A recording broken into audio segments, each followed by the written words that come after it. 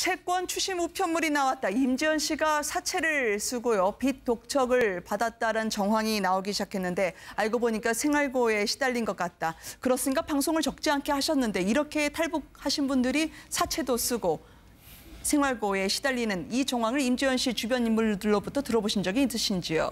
네, 이제 많은 탈북민들이 사실은 뭐 여기 와서 이제 정착금을 받는다고 우리 대한민국 국민들은 알고 있는데 그 정착금이 2천만 원이라는 게 임대 아파트에 들어가는 보증금이 한 1,000만 원이 깔리고 나올 때 이제 200만 정도를 현금으로 줍니다. 그리고 나머지에 해당되는 그 금액은 몇 개월에 한 번씩 1분기에 뭐 100만 원, 100만 원, 80만 원, 80만 원씩 몇 년에 거쳐서 주거든요. 그러면 나올 때 뭐 이제 200만 원을 가지고 나온다고 해도 바로 집 앞에 나오자마자 브로커들이 대기하고 있습니다. 그러면 그 200만 원을 뺏기면 정말 손해는 영원인 거죠. 그러면 탈북민들은 어떻게 해야 되냐? 허리띠를 졸라매고 식당에 나가든지 알바를 하든지 아니면 지인들부터 돈을 빌려서 그 1개월마다 매일 이제 나오는 기초생활 수급비 40만 원을 목마르게 기다려야 합니다. 아, 그런 상황이 있었군요. 네. 저간의 고충이었던 것 같은데 임지연 씨도 거기서 예외가 아니었다고 본인은 이야기를 했던 것 같은데요. 남편과 이 문제를 해결하겠다. 돈을 남편에게 보냈지만 남편이 이것을 빼내갔다라고 해서 짐을 싸서 나간 셈인데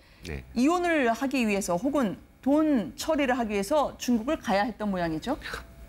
꼭 이혼을 하기 위해서 중국을 간 건 아닙니다. 왜냐하면 우리나라에서도 이혼이 가능하지 않습니까? 원래 우리나라에서 하는 게 기본이죠. 왜냐하면 탈북자들이 가는 게 적절치 않으니까요. 그래서 이미 그 임지연 씨는 지난 2월 달에 중국 조선족 남편과 이혼을 일단 가정법원에 신청을 한 상태입니다.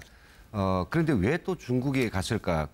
현재 나온 그 바에 따르면 남편이 지금 뭔가 우리는 지금까지 뭐 가족에게 돈을 전달해 주고자 했던 1천만 원, 이 1,000만 원의 경우는 배달 사고가 났다고 하는데 이번에 새롭게 나온 어떤 카톡 자료를 보면요. 배달 사고가 아니라 지금 남편한테 맡긴 돈이 지금 문제가 생겼어요. 보관 사고가 생겼단 말이죠. 그래서 그 문제를 해결하는데 그 문제를 해결하자 하니까 지인이 알려준 바가 중국에 가서 재산 분할 소송을 해라. 그래서 그 문제 때문에 아마 중국에 갔을 때도 뭐 2, 3일 정도가 걸리지 않을 것이다. 좀 시간이 걸릴 것이라고 본인들이 생각하고 이런 것들을 챙겨가지고 간 것 같습니다. 그러면 해결할 수 있다고 본인이 생각을 하거나 또 돌아와서 임대주택까지 한국에서 정착할 의지를 보였던 것으로 저희는 전해 듣고 있는데요. 굳이 위험한 중국행을 선택한 이유는 뭐가 있을까요? 모든 열쇠 방 안에 그대로 남기고 앞으로 돌아오지 않을 사람처럼 떠났단 말이죠. 일만 해결하고 돌아오면 되는데 왜 다시는 돌아오지 않을 사람처럼 굳이 위험한 중국으로 갔냐는 지적들을 많이 하고 계시거든요. 제가 보기에는 뭐 여러 가지 추론이 가능하지만은 현실적인 측면에서 일단 위장 결혼한 남편이지만은 그동안 아무 사고 없이 돈을 계속 보내가지고 이 관리를 해왔고 또 실제적으로 이 자기가 이혼 소송을 서울에서 하겠다는 것을 그런 위장 결혼한 남편이 알게 될 경우에는 이 남편이 한국에 올 가능성은 전무하지 않습니까? 그러면 소송의 실효성이 전혀 없는 것이죠. 그렇기 때문에 일정 수준의 위험을 무릅쓰고 중국에 간다 하더라도 자기가 다시 재입국 과정이 뭐 유인 납치인지 아니면 자발적인 어떤 공작에서 갔든지 간에 그런 북한으로 다시 들어갈 가능성은 일단 본인은 희박하다고 본 게 아니냐. 그래서 상당 수준의 위험을 무릅쓰고 중국으로 갔다. 저는 그렇게 보여집니다.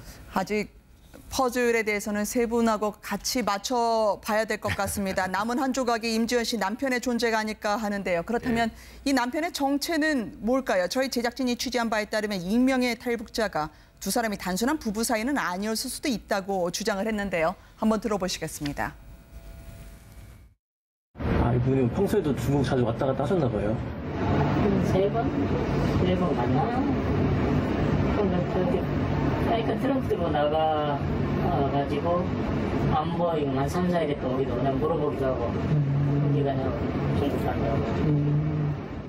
프로데오도 중국에 남편이 있어요. 그런 아이들이. 탈북자들 지금 뭐 중국에 남편이 있다 그래놓고 남한에 와가지고 거짓말하고서는 뭐 안 살고 그런 거 많지. 정찰 천국 중국에 나와야는 그분들하고 사업상 전화 계속 하는 거죠. 자, 두 분께 저희가 좀 여쭤보려고 합니다. 탈북자들의 증언을 많이 들어보셨을 테니까 남편이 있다고 하지만 실제 남편이 아닐 수 있다라고 얘기하는 건 정작 그 남편의 실체가 어떤 거였길래 이런 우리의 긴 추적이 가능한 걸까요? 예, 지금 뭐 본인이 사고들을 좀 가져온 중국에 그렇게 자주 가고 네. 또 그한테 돈을 보내야만 했고 또 보관 사고 생겨서 중국까지 쫓아가고 결혼을 했는데 이제 이혼도 안 되고 이런 가정들을 보면 이 임지은 씨가 그 남자한테 뭔가 대시할 수 없는, 제어할 수 없는 그런 힘을 가지고 있는 것 같아요. 그것은 포주이고요. 남편이요? 예, 포주이고요. 그러니까 성매매를 했을 때. 예, 중국에 있을 때 네. 임지은 씨가 당했던 것은 결국은 이렇게 그 인터넷에서 나와가지고요. 이런 네. 인터넷 불륜 성인방송. 성인방송을 한 것이 바로 그것을 하던 포주인 것 같은데요. 왜 그러냐면요. 보편적인 탈북 여성이면 중국 남자한테 결혼을 이제 원치 않은 결혼을 했을 때 반드시 애를 낳으려고 합니다. 중국 사람들은요. 네. 예. 무조건 애를 낳는데 이분 젊은 분인데 애도 여성인데 애도 없이 그냥 무사히 한국에 올 수 있고요. 네. 그 이후에 여러 가지 그 상황들을 보면 자기가 그 힘들게 받은 임대주택의 돈까지 1,300만 뽑아서 그 네. 사람한테 보내고 상당히 이게 어떤 억압관계, 압박관계, 뭔가 이제 걸려있는 관계 아니냐. 네, 이렇게 이제 그 많은 탈북자들을 추측하죠. 네, 송지영 아나운서는 어떻게 보십니까? 저는 아마 이제 임지연 씨가 금방 이제 넘어왔을 때는 나이가 어리지 않습니까? 20대, 네. 19대. 그러니까 이때는 이제 팔아먹기에는 너무 이제 아까우니까 포주가 아마 성인 그런 걸 찍게 해서 자기한테 이제 돈을 버는 걸로 이제 시키면서 임지연 씨가 하도 잘하고 인물도 아깝고 이러니까 거기서 한 3년이면 3년 계약하고 이제 성인 방송을 찍게 하거든요. 그래서 네. 돈을 뭐 얼마간 벌게 하고 남쪽으로 보낸다. 대신에 내가 이동안 성인 방송을 찍으면서 모아둔 돈은 나한테 이제 맡겨둬라. 내가 한국에 가서 나랑 결혼 등록을 하는 조건에서 내가 보내준다. 이렇게 다 이제 하고 이제 온 것 같습니다. 그래서 와서 여기까지 와서 임지연 씨가 그 남자하고 결혼 등록까지 다 한 상태거든요.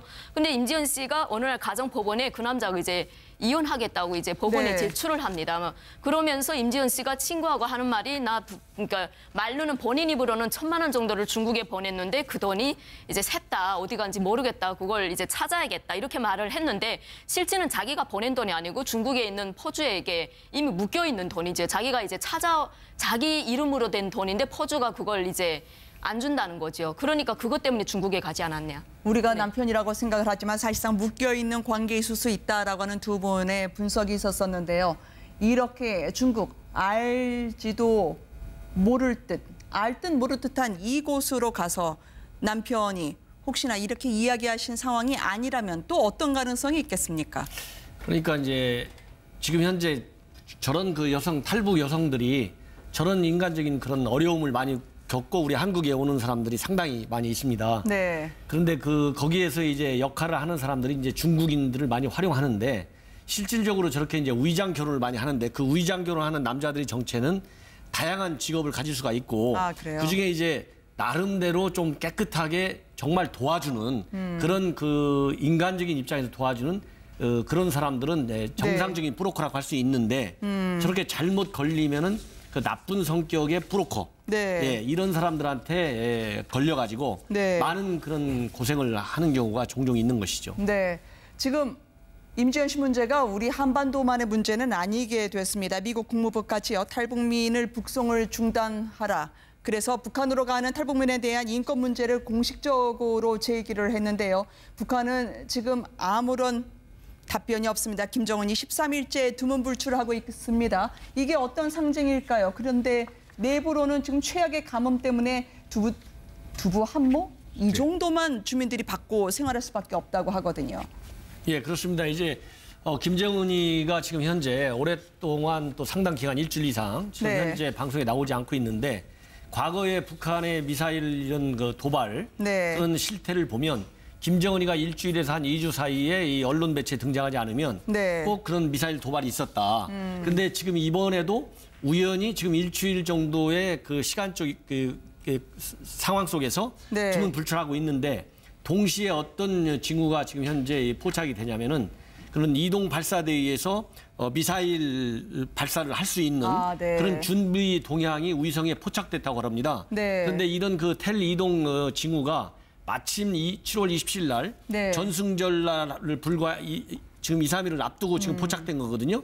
그렇기 때문에 전승절 때 다시 한번 북한이 미사일 발사하는 게 아니냐. 네. 이런 지금 그 예측이 많이 나오는 것 같습니다. 네. 예, 맞는 말씀 같습니다. 일단 27일은 북한에 있어서 대단히 중요한 계기로 활용하려는 그런 날이죠. 네. 전승 북한에서는 이제 전승 기념일이라고 합니다. 전승 기념일. 금년에 화성 14를 성공 발사시켜 상당히 고황되어 있는 그런 분위기를 네. 축제의 마당으로 이어간다.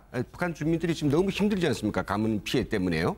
예, 그런 상황에서는 할 것 같은데 저는 지금 김정은이 지금 모습을 보이지 않은 것은 네. 이 향후 발사가 정말 어디서 올라올 것인가에 대한 그런 이제 예측을 어렵게 하기 위한 연막이라고 생각하거든요. 네. 지금 소리 나는 것은 저게 평북도에서 지금 소리 나고 있습니다만은 그러나 혹시 성동격서라고 그쪽에다 네. 해놓고 이 심포에서 생각지 않게 잠수함 발사 미사일 북극성 3호라고 살짝 보여줬죠. 그게 나올 수도 있는 가능성이 네. 있는 것입니다. 어디서 어떻게 김정은이 튀어나올지 모르는데 말이죠.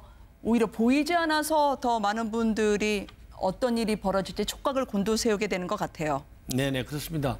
이 김정은이가 저런 그 은둔 정치를 통해서 항상 도발을 많이 해왔기 때문에 그 연장선상에서 이번에 김정은이의 그 은둔 그런 행태도 네. 해석이 될 수밖에 없는 그런 상황인 것 같습니다. 네, 고려항공도 지금 뜨지를 않고 있다고 하던데요. 북한의 가뭄, 주민들의 열악한 상황에서는 좀 전해 들으신 바가 있으신지요? 그러니까 이번에 그 웬벼 사건 때문에 이제 북한에 이제 많은 관광객들이 북한 여행을 많이 이제 움츠리고 있습니다. 그러다 네. 보니까 북한도 이제 타산을 하는 거죠. 사람을 많이 실었을 때는 비행기가 뭐 떠도 괜찮은데 너무 이제 북한을 가겠다는 인원이 없을 때는 기름값도 보장하는 게 이제 기름값도 빼기가 어려운 거죠. 네. 그래서 아마 고려항공을 잘 띄우지 않는 것 같습니다. 네. 네. 이런저런 좌충우돌하는 북한이지만 침묵이 오히려 더 우리로 하여금 관심을 갖게 했던 상황 짚어봤습니다.